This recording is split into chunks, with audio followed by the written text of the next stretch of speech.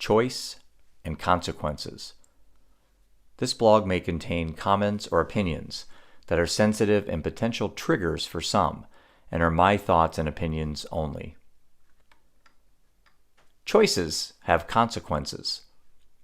That's a pretty obvious statement that demands no further analysis or debate. What does demand a conversation is whether the consequences are a sufficient deterrent.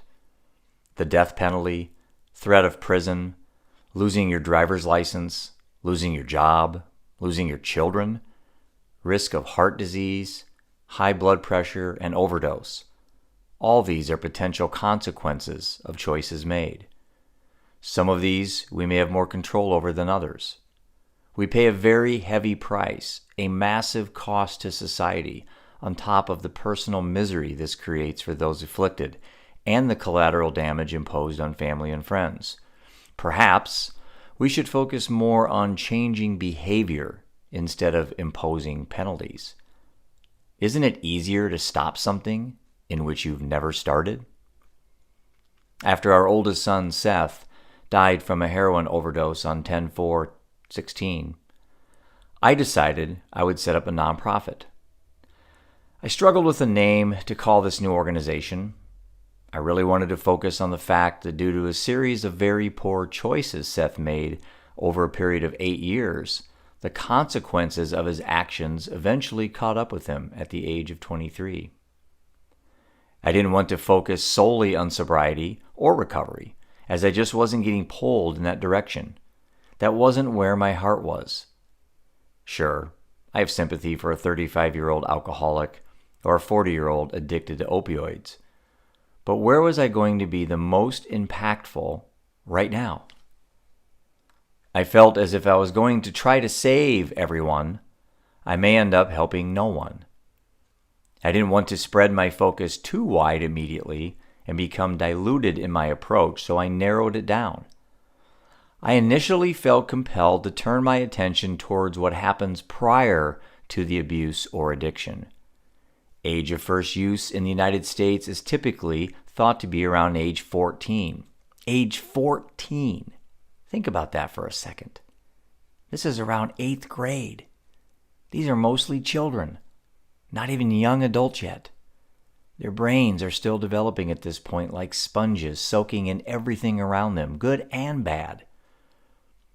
With the objective clearly defined, the Choices Network Limited was born in March 2020. I wanted to initially focus on helping adolescents develop strategies to make better, more informed decisions when confronted with having to make difficult choices such as vaping, drinking alcohol, or smoking pot. You don't have to quit something if you never start. Sounds obvious in theory, but the fact that it isn't obvious in practice is why I am driven to learn more. I became so obsessed with this that I developed the Don't Start Initiative, DSI, with the acronym ABC. A equals awareness of being in a situation where a choice is to be made. B equals breathe, techniques I learned during meditation practices. And C equals choose. Choices precede consequences.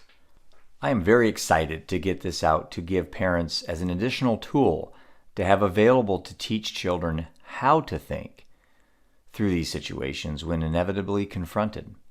More information on the DSA and the ABC model can be found on our website, www.livingundeterred.com. At my company, Premier Investments of Iowa, Inc., we have 6 full-time employees and 10 financial advisors. It seems lately the Premier Nursery, as we call it, grows each year, and we welcome new additions with open arms. I enjoy seeing the posts and congratulations when happy, soon-to-be parents let us know the great news. As exciting as this is, I am also aware of the statistics when children begin experimentation with drugs and alcohol, and I can see the future conversations these parents, my friends, will be having. Far sooner than they realize, I hate to add. In researching for my new book, This One's for You, An Inspirational Journey Through Addiction, Death, and Meaning, I spent time discussing the issue of vaping with children today. If you are the parent of a child under the age of 10, I implore you to understand what vaping is and how it has swiftly become the new gateway drug in America. On one day alone last year, the local high school where our kids attended confiscated over 100 vapes. Seth had very little fear of anything. He seemingly appeared immune to fear, and this led him to a number of alcohol-related arrests and drug-related crimes after high school. Jail and eventual prison ensued. It did not seem that these consequences had any deterrent effect on him. I kept waiting patiently, hoping naively that this would just play out, and he was only in an experimental phase. This wasn't the case, as it turned out. The allure of getting high was so strong he bypassed all the conscious risk warnings associated with taking drugs, specifically heroin. When drunk, he assumed the risk warnings didn't apply to him, and driving a car was just fine. For many of us, the consequences are a sufficient deterrent, and we develop an off button. But for some like Seth, these rules didn't seem to apply. Why? I really don't know. Yet. I am hopeful that through the Choices Network and the many new relationships I have developed, that we can uncover more on this.